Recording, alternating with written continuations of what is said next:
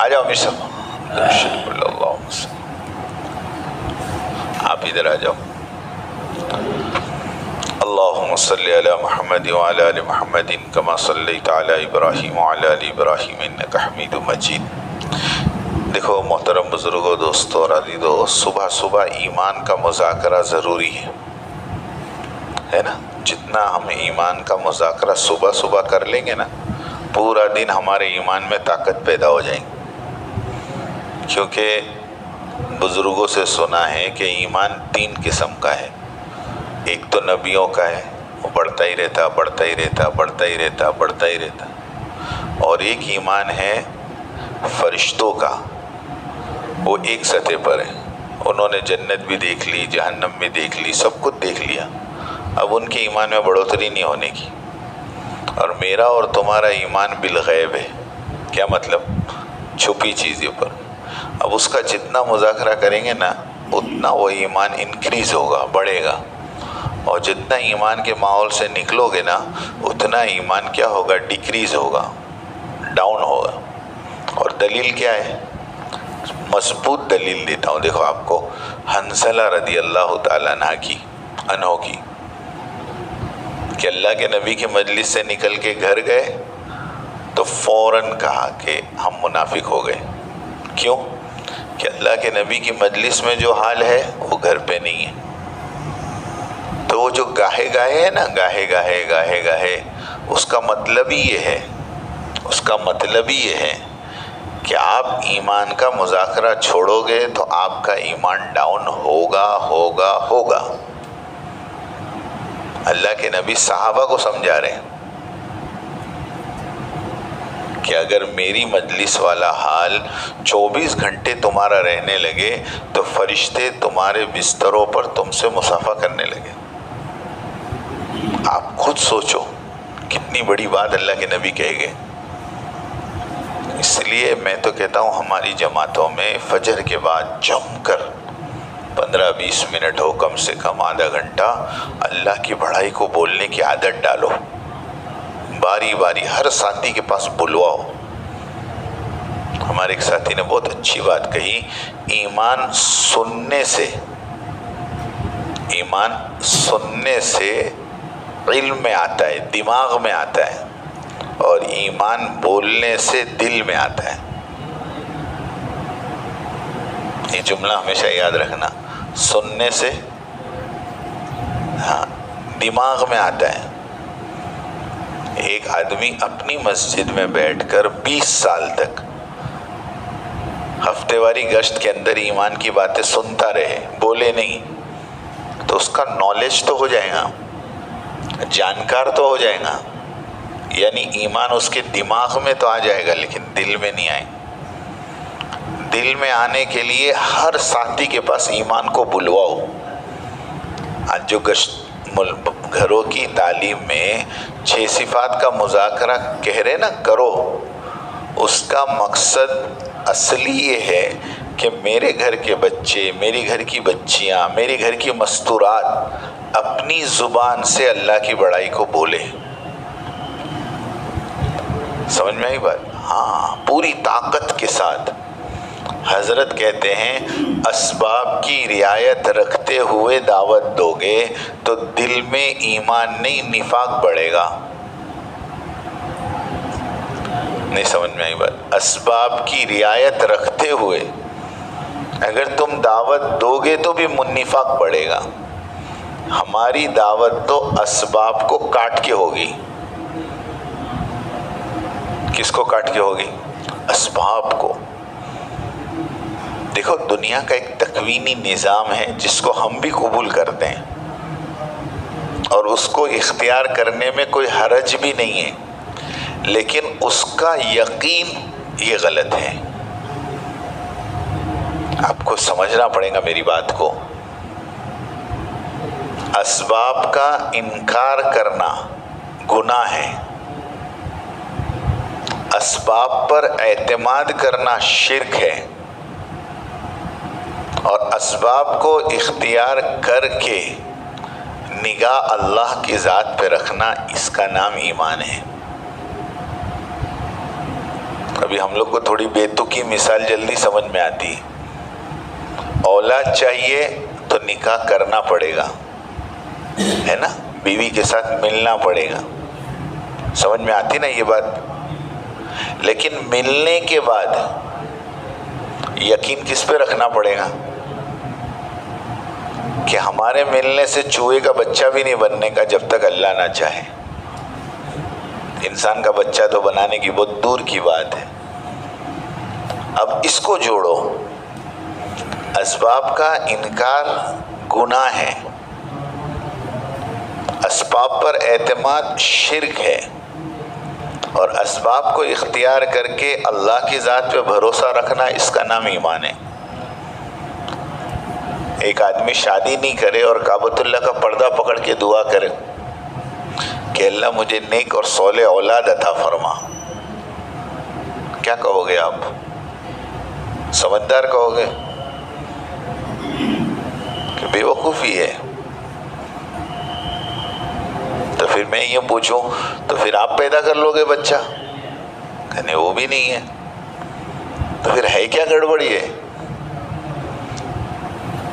میں بہت سارے ساتھیوں کے ساتھ میں نے اس کا مذاکرہ کیا کہ یہ الجھن سمجھ میں نہیں آتی کہ ایک طرف یہ کہتے ہیں کہ بھائی اسباب سے نہیں ہوتا، اور دوسری طرف کہتے ہیں نہیں اس کو اختیار بھی کرو.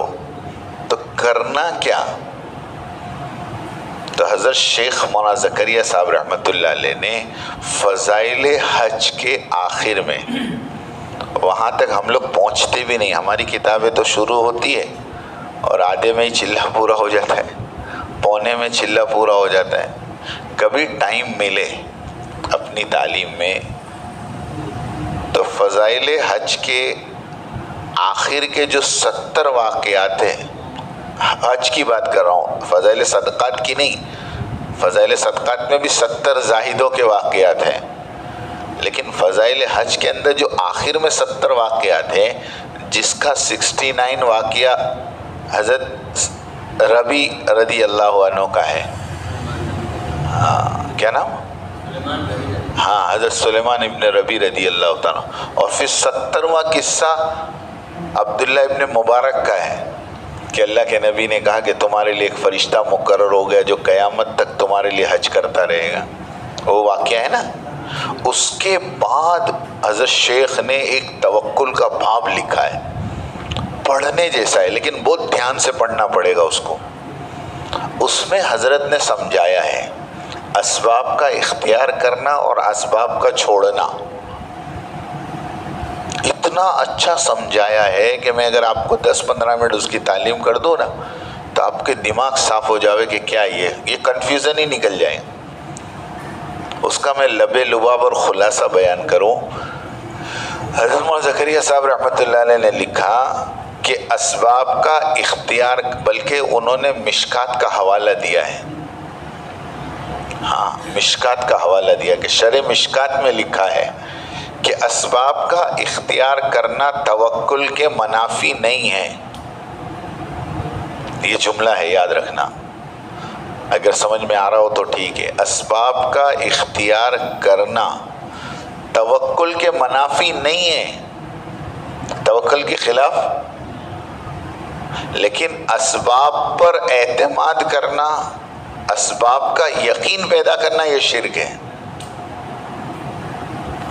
پھر انہوں نے دونوں مثالیں دی کہ ایک یہ ہے کہ آدمی اللہ کے نام پہ سب کچھ لگا دے، جیسے کہ حضرت ابوبکر صدیق رضی اللہ تعالیٰ عنہ اپنا سب کچھ لے کر آئے اور اللہ کے نبی نے پوچھا گھر والوں کے لیے کیا چھوڑا؟ فرمایا اللہ اور اللہ کے رسول کے نام کی برکت چھوڑ کر آیا ہوں. اور ایک صحابی دوسرے، وہ بھی صحابی ہیں، دیکھو ان کی بھی توہین نہیں کرنا، تحقیر نہیں آنے دینا. ایک انڈے کے ڈلے کے برابر سونا لے کر آئے اور یوں کہا کہ یہ میرے کو ایک معدن سے مل گیا ہے، میں اس کو اللہ کے راستے میں دینا چاہتا ہوں، میں اس کو اللہ کے راستے میں دینا چاہتا ہوں. اللہ کے نبی نے چہرہ پھیر لیا، وہ دوسری طرف سے آئے، انہوں نے بھی چہرہ پھیر لیا، تیسری طرف سے آئے، اللہ کے نبی نے اس کے ہاتھ میں سے لے کے ایسا مارا نا، وہ کہتے ہیں کتاب میں لکھا کہ اگر لگ جاتا تو زخمی کر دیتا۔ کیوں پھینکا؟ کیوں پھینکا؟ پھر اللہ کے نبی نے ایک جملہ کہا کہ لوگ سب کچھ لگا دیتے ہیں اور پھر لوگوں کے پاس مانگنے بیٹھ جاتے ہیں۔ حضرت شیخ نے لکھا ہے کہ دنیا میں دو قسم کے لوگ ہیں، ایک تو وہ ہیں جو پورا اللہ پر کامل بھروسہ کرتے ہیں، صدیق اکبر جیسا، ان کا تو سارا مال لے لینے میں بھی کوئی واندہ نہیں ہے، کیونکہ اللہ کے نبی کو یقین تھا کہ اللہ کے سوا کسی سے نہیں مانگیں گے۔ اور ان صحابی کے بارے میں یہ تھا کہ یہ دے تو دیں گے سب، لیکن پھر مخلوق کے سامنے ہاتھ پھیلا کر۔ اسی لیے حضرت مولانا زکریا صاحب نے لکھا ہے کہ ترک اسباب اس شخص کے لیے ہیں جو مستقیم الحال ہو، یعنی حال پہ جمتا ہو۔ اگر تمہاری طاقت ہے، تمہاری استعداد ہے، تمہیں یقین ہے اللہ کے خزانوں پر، تو بالکل وہ راستہ پکڑو، چھوڑ دو، سب چھوڑ دو۔ سمجھ میں آ رہی بات؟ سب چھوڑ دو۔ اور اگر آپ کو ایسا لگتا ہے کہ نہیں میرے قدم ڈگمگا جائیں گے، تو پھر لکھا ہے کہ پہلے اپنے اندر وہ طاقت پیدا کرو، اپنے اندر وہ طاقت پیدا کرو۔ جس دن تمہارے اندر وہ طاقت پیدا ہو جائے گی، جملہ سننا مولانا یونس پونا والے کا، جس دن تمہارے اندر ایمان کی وہ سطح بن جائے گی، اللہ خود پسند نہیں کرے گا تمہیں اس اسباب کی دنیا میں رکھنا، اللہ خود اٹھا لیں گے۔ سمجھ میں آ رہی بات؟ ہاں، وہ طاقت پیدا نہیں ہوئی ابھی بریانی کھانے کی، ہاں ابھی 2 سال کی عمر ہے، ہاضمہ مضبوط نہیں ہے، اور بریانی کھلا دو تو، اور پھر تم بریانی کی برائی کرو، تو بریانی تھوڑی غلط ہے، بریانی صحیح ہے، بچے کا ہاضمہ خراب ہے۔ اسی لیے آپ نے اللہ پہ جو توکل کیا، بھروسہ کیا، بالکل صحیح ہے، مگر آپ کی وہ استعداد نہیں تھی، اس لیے آپ کو منہ کی کھانی پڑی۔ اس لیے ہمارا تجربہ بھی ہے، مشاہدہ بھی ہے کہ آدمی کام کو شروع کرے، سننا دعوت کا کام کرے، 4 مہینے لگاوے، ہر سال 4 مہینے لگاوے، لیکن اپنے کاروبار کو بھی دیکھتا رہے اور نیت یہ رکھے کہ انشاءاللہ مجھے ایمان کی اس چوٹی پہ پہنچنا ہے کہ اس مقام پہ پہنچ کے اللہ کے خزانوں سے براہ راست فائدہ اٹھانا ہے۔ انشاءاللہ اللہ مجھے وہاں تک پہنچا دیں گے کہ پھر دکان کی ضرورت نہیں پڑے گی، 2 رکعت نماز سے کام بنیں گے، پھر کاروبار نہیں کرنا پڑے گا، پھر میرا تقویٰ میرے کو روزی دلوائے گا۔ جو واقعات پڑھتے ہیں نا، مقداد ابن اسود کو چوہے نے روزی دی، ابو امامہ کے بستر کے نیچے 300 دینار آ گئے، یہ مذاق نہیں ہے، حقیقت ہے، ہوا ہے، میں کہتا ہوں یہ ہوا ہے، یہ وہ نہیں ہے ونس اپون اے ٹائم۔ ایسے ہی ہے نا، کہانی کیسے شروع ہوتی ہے؟ بہت پہلے کی بات ہے، ایک راجا اور ایک رانی تھے، وہ کہانی بیان ہوتی ہے، تو وہ کہانی تھوڑی ہے، یہ تو قصص الصحابہ ہے، صحابہ کے قصے ہیں، اور اللہ رب العزت نے اس کے ذریعے سے یقین کی بنیاد پر صحابہ کے ساتھ وہ عمل کر کے بتایا ہے۔ یہ ساری چیزیں حق ہے، سچ ہے، لیکن ان چیزوں کو کرنے کے لیے پہلے محنت کر کے اس مقام تک۔ ایک آخری بات کہہ دوں، بس وقت ہو گیا۔ حضرت مولانا یوسف صاحب رحمۃ اللہ علیہ اپنے بیانات میں ایمان جو سمجھاتے تھے، سننا ذرا جاگ کے سننا، حضرت مولانا یوسف صاحب مولانا سعد صاحب کے دادا اور مولانا الیاس صاحب کے لڑکے، آ جاؤ آپ آگے آ جاؤ، بہت عجیب بات ہے۔ مولانا یوسف صاحب رحمۃ اللہ علیہ جو ایمان سمجھاتے تھے وہ سمجھو. کیا ہوا؟ ہاں کیا ہوا ناظم؟ کچھ نہیں، ہم تو بھاگ جائیں گے. سمجھے بات؟ مولانا یوسف صاحب رحمۃ اللہ علیہ بہت اچھا سمجھاتے تھے. دیکھو دونوں لائن بتاتے تھے، ایک محنت وہ ہے جو مشاہدے کی ہے اور ایک محنت وہ ہے جو غیب کی ہے. مشاہدے کی محنت سمجھاتے تھے، محنت کرو مال بنانے کی، محنت کرو مال کے حاصل کرنے کی، اور مال ہاتھ میں آ جاوے اس سے چیزیں خریدو، اور چیزیں ہاتھ میں آ جاویں ان چیزوں کے ذریعے اپنے آپ کو کامیاب بناؤ. نہیں سمجھے؟ دکان ڈالو، فیکٹری ڈالو، کارخانے ڈالو اور بناؤ مال خوب. اور جب مال آ جاوے تو پھر کیا خریدو؟ گاڑیاں خریدو، مکانات خریدو. ہاں ارے بولو نا، ولا خریدو، بڑی بڑی گاڑیاں، بڑے بڑے بنگلے. دوسرے نمبر پر مال آئے گا تو چیزیں آئے گی. اب وہ ساری چیزیں حاصل کرنے کے بعد آدمی کے بعد الحمدللہ پڑا مشن کمپلیٹ. نہیں سمجھ؟ تو مولانا یوسف صاحب کہتے تھے یہ راستہ مشاہدے والا ہے، یہ راستہ کوئی بات نہیں. اور دوسرا راستہ جو نبی لے کر آئے وہ کون سا راستہ ہے معلوم؟ وہ راستہ ہے محنت کرو ہدایت کی، محنت کرو ہدایت کی.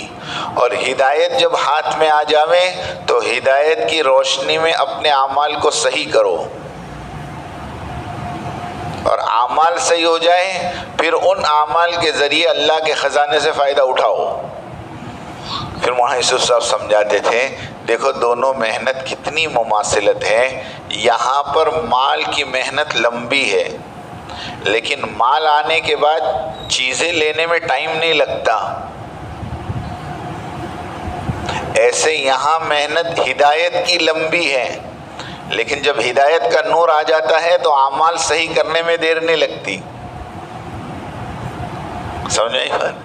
پھر آخر میں کہتے تھے یہ راستہ جو مشاہدے والا ہے اس پر فرعون چلا، قارون چلا، نمرود چلا، شداد چلا، ابو جہل چلا، ابو لہب چلا، اور انجام کے اعتبار سے سارے کے سارے ناکام ہوئے. ہاں اگر کوئی کامیاب ہو گیا تو کوئی شک کی بات بھی نہیں، لیکن یہ راستہ جو تمہیں نظر آ رہا ہے یہ ان گارنٹیڈ ہے. ایسا بولتے تھے، ان گارنٹیڈ ہے، گارنٹی نہیں ہے تم کامیاب ہوں گے. کہ بہت سارے مال کمانے والے ناکام ہوئے کہ نہیں؟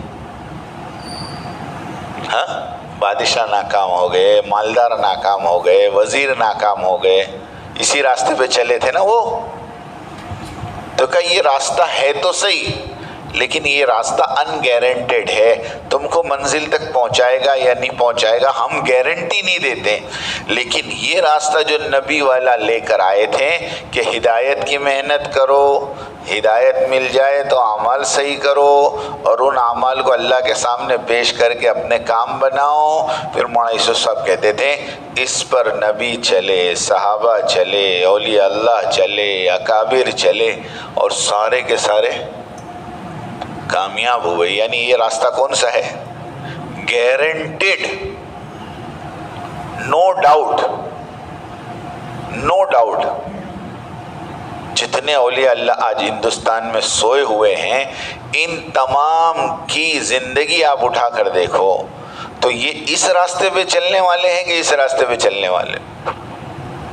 آپ فیصلہ کرو. چلو ایسا امت کو سمجھاتے تھے کہ تم دھوکے سے نکلو، یہ جو نظر آ رہا ہے وہ ہے ہی نہیں.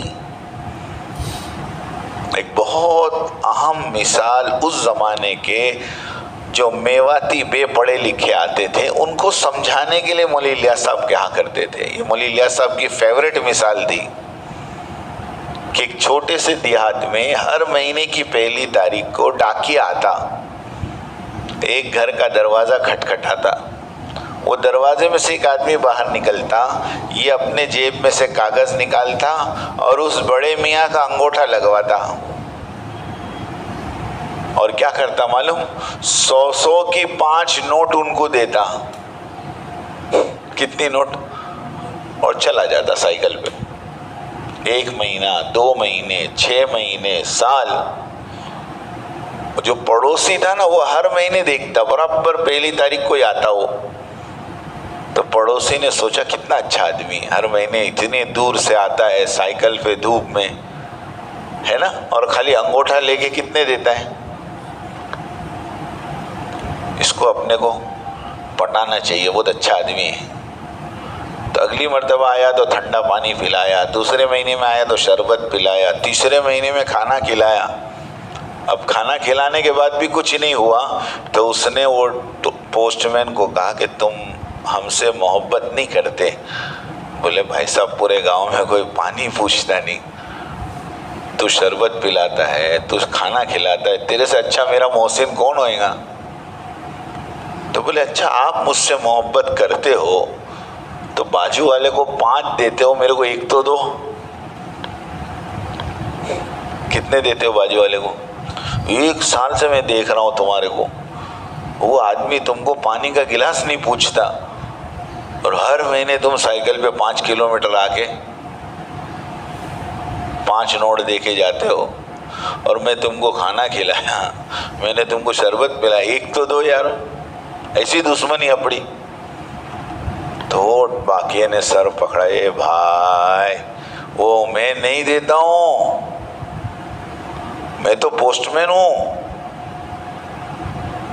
وہ تو اس کا بیٹا جو شہر میں ہے نا وہ منی آرڈر کرتا ہے، میں تو پہنچانے والا ہوں، میں دینے والا نہیں ہوں۔ تو مولی الیاس صاحب وہ میواتیوں کو سمجھاتے تھے، اجی دیکھو تو صحیح، وہ پوسٹ مین کو دیکھ کر پڑوسی دھوکہ کھا گیا، ایسے تم بازار کو دیکھ کر تم دھوکہ کھا گئے کہ یہاں سے آ رہا وہاں سے آ ہی نہیں رہا۔ وَفِي السَّمَاءِ رِزْقُكُمْ وَمَا تُوعَدُونَ، قرآن کہتا ہے تمہاری روزی تو آسمانوں میں ہے، وہاں سے اتارتا ہے اللہ۔ اپنے ڈاکیے کو دیکھ کے، ہاں بولو نا، دکان پہ جا کے کرتا ہے نا پوجا۔ ہم نے مسلمانوں کو دیکھا شٹر اٹھانے سے پہلے، ابھی ایسا ہی ہو گیا جیسے ڈاکیے کو شربت پلا رہے، ہاں ڈاکیے کو پانی پلا رہے، پھر وہ ڈاکیا بولتا ہے میرے پاس کچھ نہیں ہے، بھائی صاحب جو ہے وہ اس کا بیٹا ہے۔ سمجھے بات؟ اس کے لیے تھوڑا سا اس کے بارے میں فکر کرے، محنت کرے، کوشش کرے، اللہ سے مانگے، اور ایمان یقین کو سمجھے۔